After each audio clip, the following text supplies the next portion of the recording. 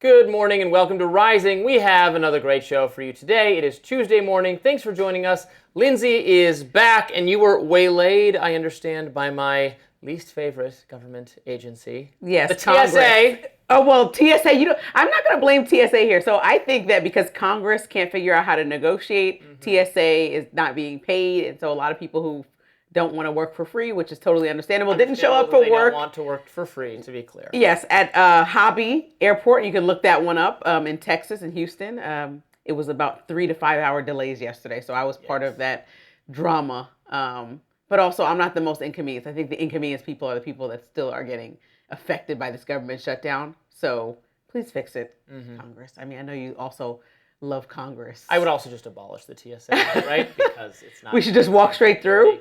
I told you the sense of security makes me feel protected. I don't care if you think that the actual liquids affect us or not. Walk straight through on the train, on the bus, on the metro. Something about being in the sky and having no control over my life. And I know I have no control on the train, but in the air, I want to know that I have been think whatever searched. Private security measures the airlines would implement would be just fine. The same as they go for the building we're working out of has some security measures. When you go into a concert, you walk through court. You go to court. You go through a medical detector. Do a little bit. That's fine. We don't have to take off shoes and unpack our luggage and those things. But that's just me. Coming up on Rising, U.S. Senator Lindsey Graham is facing criticism for a couple of comments that he made recently on Fox News Monday night. One of those being that he stands with Israel over, quote, the isolationists. Plus, the DOJ has charged 2 people in connection with attempted attack outside Gracie Mansion in New York City. And a former CIA officer is criticizing the agency's investigation into so-called Havana syndrome, which is a mystery illness that could be the result of an alleged Russian weapon. But first, Robby, what is on your radar today? Well, the Democratic Party still has a huge image problem. According to a new poll from NBC News, the party and its most likely 2028 presidential candidates are toxically unpopular with voters. This poll caught my attention and the attention of a lot of people on social media because it suggested that AI is becoming unpopular. This was a simple, straight-up positive and negative reactions to people and to things. And social media noticed that AI was 20 points underwater, making it even less popular than ICE, which was negative 18 on favorability. This was a survey of 1,000 registered voters over the telephone and via text message. It has an error margin of 3 points, so please do take all of this with a grain of salt. Even so, it's striking to me that the Democratic Party as an institution was even more unpopular than ICE and AI. The only thing that polled worse as a concept was the nation of Iran, which we're currently at war with. In a military action situation with, not a war. Don't call it a war, whatever you do. And the likely Dem candidates fared a little better. Kamala Harris is at minus 17, Gavin Newsom minus 18, AOC comparatively popular at minus 11. It's compared with minus 11 for J.D. Vance and minus 7 for Marco Rubio.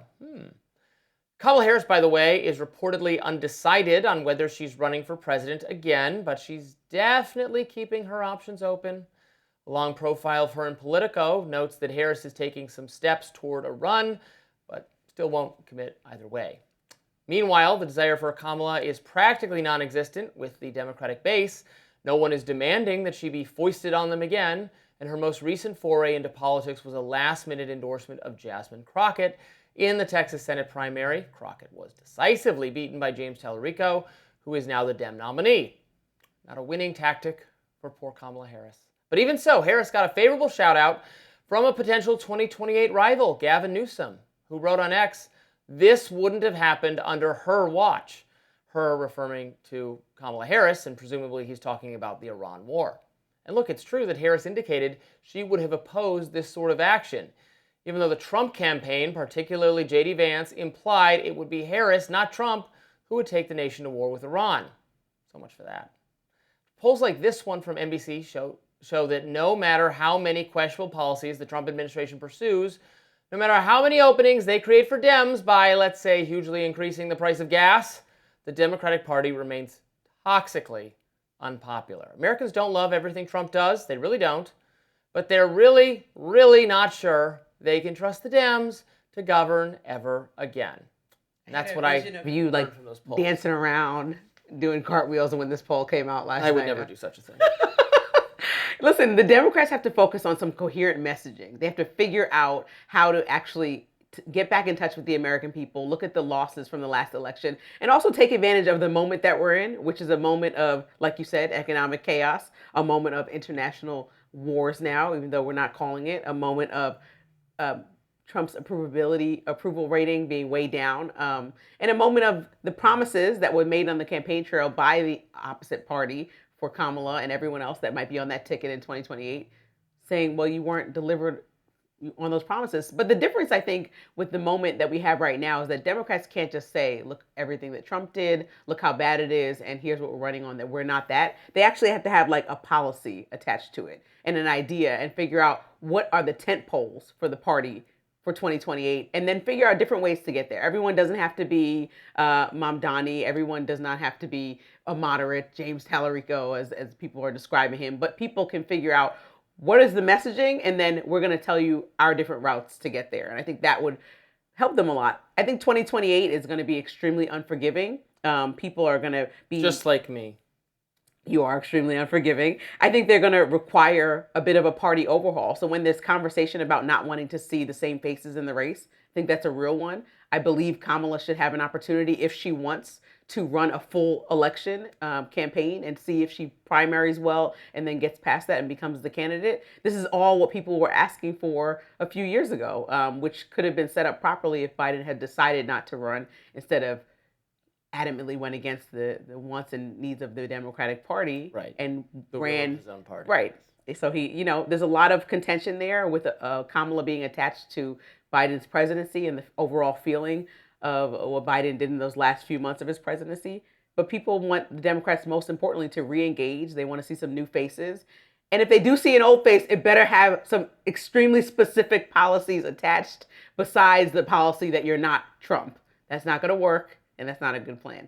And the fact that we're so far out from the last election, more than a year, presidential election, and there hasn't been a clear and coherent, even if we had guests on it, I've been a little bit alarmed at the fact that they couldn't give us like specific policies whenever they're Democrat about what's next. And I know we were asking these questions like 3 months into. Resist Trump, that's what's next. Right, I want to hear specifics about what's next because the floor is essentially theirs. We talk about the midterms all the time.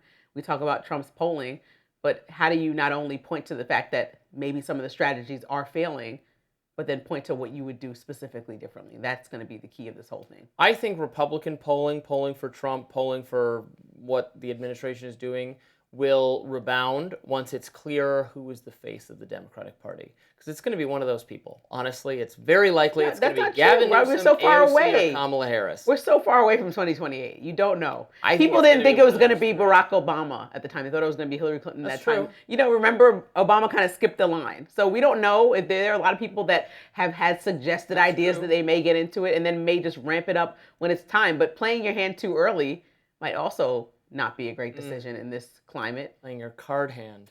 Yes, exactly. Why isn't it red? I don't know. I don't make the clothes. If I was a clothing designer, perhaps I'd have a different. Oh, it looks very nice. Thank you so much, Robby. Do we match today? Well, we're in red and black playing cards. Okay, so I guess so.